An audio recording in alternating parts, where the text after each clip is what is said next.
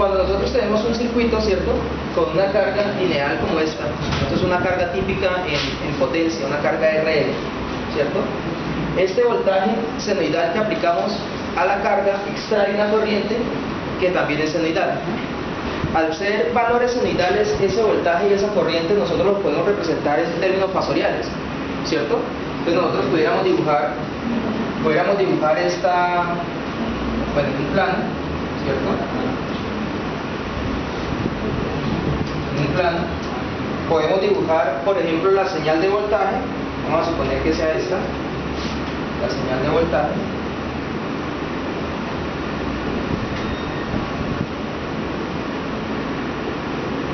Esta va a ser nuestra señal de voltaje, ¿cierto?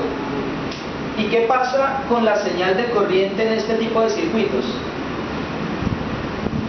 Es una señal senoidal, ¿cierto? Pero ¿qué pasa con la corriente con respecto al voltaje? Eso es un circuito RL. Se desfasa, pero ese desfase es hacia adelante, hacia atrás. Si yo tengo un voltaje senoidal y tengo una carga RL, la corriente que pasa por la carga ¿está adelantada o está atrasada? Está atrasada, porque la bobina, el inductor, es un elemento almacenador de corriente, y ese proceso de almacenar corriente hace que la corriente se atrase un poco. Entonces, este voltaje lo estoy representando fasorialmente acá. ¿Listo? Esta corriente, o bueno, esta corriente o esta es la misma, ¿cierto? Es la misma corriente al fin y al cabo. Entonces, la vamos a representarla con otro color. Vamos a suponer que es esto que tenemos acá. ¿Listo? Esta va a ser nuestra señal de corriente. Esta va a ser nuestra I sub L, por ejemplo.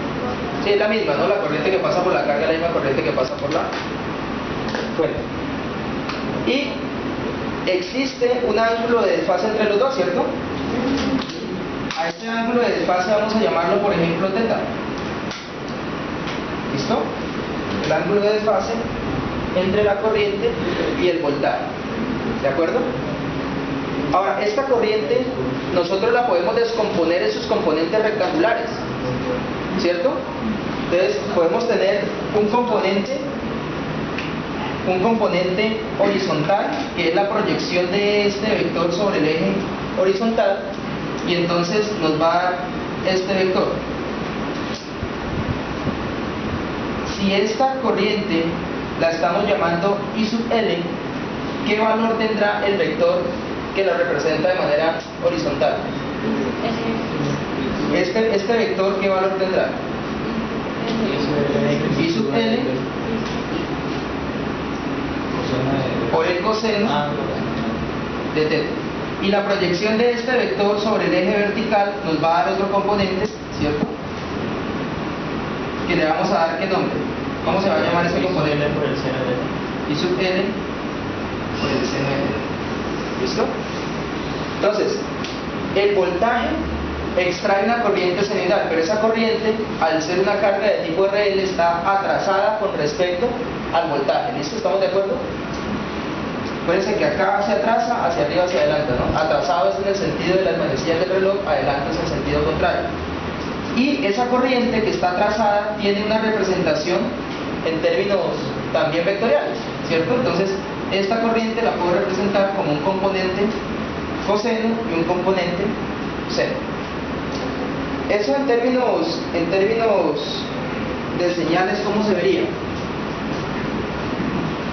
¿Cómo se vería eso en términos de señales? Vamos a suponer acá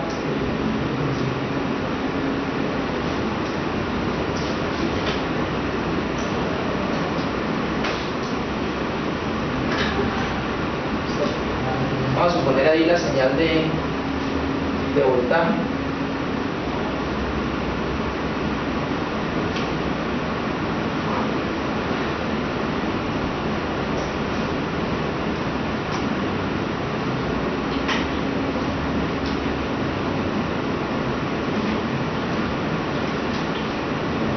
Bueno, la señal de voltaje la dibujamos azul.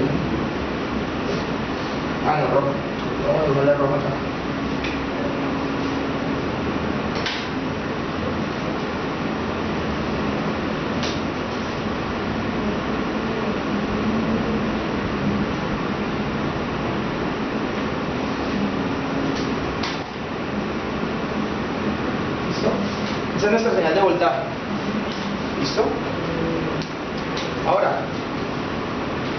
nuestra componente de corriente, ¿sí?, está compuesta a su vez de dos componentes, una componente seno y una componente coseno, ¿cierto? Entonces vamos a suponer que la componente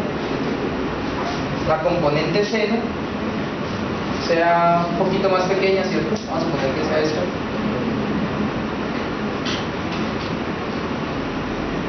Esta es la componente senoidal.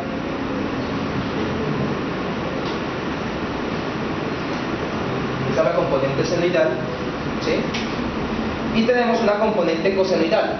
Esa componente cosenoidal pues arrancará por acá, ¿no? El coseno aquí arranca, a ver, aquí arrancará, vamos a suponer que arranca por acá, ¿listo? Arranca por acá, arranca por acá,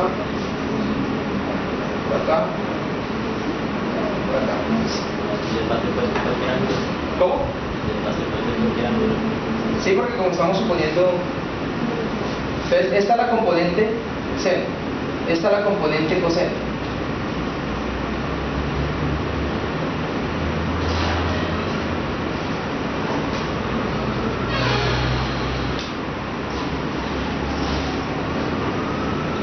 Esta es la componente coseno, ¿listo? Y la sumatoria de esas dos componentes, la sumatoria vectorial, ¿cierto?, de la componente seno y de la componente coseno, nos va a dar la corriente que realmente vamos a visualizar. Esa corriente que nosotros vamos a visualizar, no sé, va a tener un ángulo de desfase, ¿cierto? Voy a imaginarme que sea esta. Entonces voy a subirla por acá, 3, 6 por acá, 3, 6 por acá, 3, 6 por acá. ¿Listo? Entonces vamos a suponer que esa corriente es esta.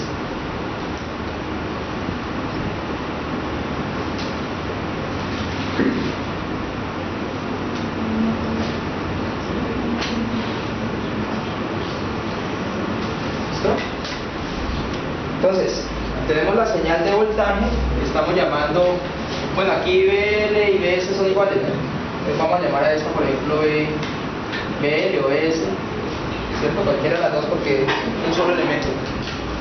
Y aquí tenemos la señal de corriente, que es esta azul, que será IL o IS, ¿está bien? Y existe un ángulo de desfase entre las dos, que lo estamos llamando teta. Ese ángulo de desfase entre el voltaje y la corriente. ¿Listo? Eso es lo que estamos trabajando ahí. Las velas que son... ¿Cómo? Las componentes rectangulares. ¿Listo? Las componentes rectangulares. Esta componente rectangular es la componente coseno. Entonces esto es IL coseno de teta. Y esta, bueno, la otra que está por acá, esta, es IL seno de teta. La sumatoria de esas dos componentes me da el azul. ¿Listo? Pues es una suposición que estamos haciendo ahí porque no sabemos cuánto es el ángulo. ¿De acuerdo?